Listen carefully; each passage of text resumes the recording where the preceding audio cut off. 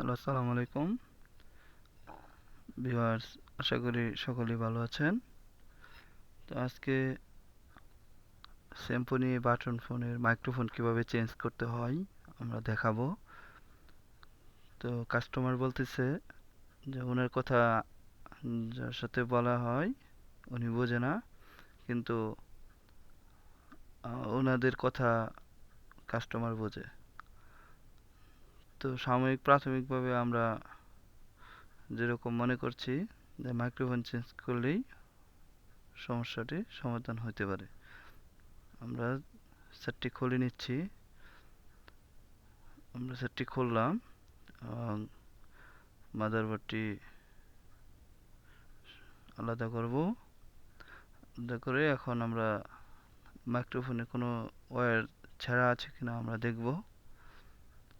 অনেক সময় ছেঁড়া থাকার কারণেও কথা যায় না। তো না, কোনো ছেঁড়া দেখা যাচ্ছে না, হয়তোবা মাইক্রোফোনটা আমরা চেঞ্জ করাই লাগতেছে। আমরা এই মাইক্রোফোনটি একটি শনের সাহায্যে এবং সোল্ডারিং আয়রনের সাহায্যে ডিসোল্ডারিং করে নিচ্ছি। মাইক্রোফোনটি খুলে নিচ্ছি। এখন দেখতে পাচ্ছেন মাইক্রোফোনটি খুললাম। এখন আমরা নতুন একটি মাইক্রোফোন নেব। নতুন মাইক্রোফোনটি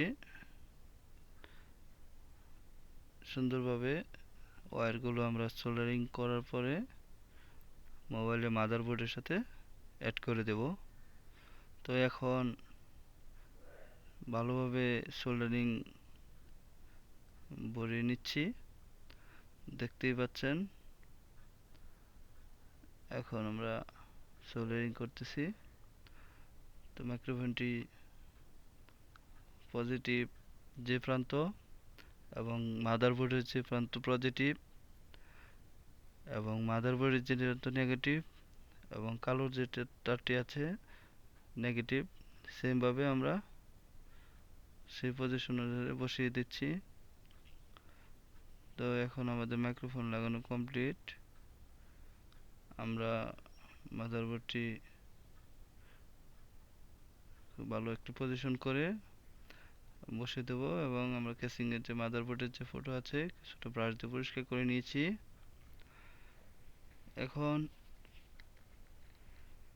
মাদারবোর্ডের সাথে কেসিংগুলো আমরা মিলিয়ে নিচ্ছি। এখন আমরা চেক দেব আসলে মাইক্রোফোনটি ওকে হয়েছে কিনা। তো চেক করার জন্য আমরা একটি নাম্বার উঠিয়ে তারপরে কথা বলতে হবে মাইক্রোফোনের কথাটি যায় কিনা অন্য আরেকটি মোবাইলে। তো আমরা আরেকটি মোবাইল নিয়ে নিলাম এবং নাম্বারটি প্রেস করে আমরা একটি কল দেব যে আসলে মাইক্রোফোনটি ওকে আছে কিনা। নাম্বারটি উঠিয়ে নিলাম এবং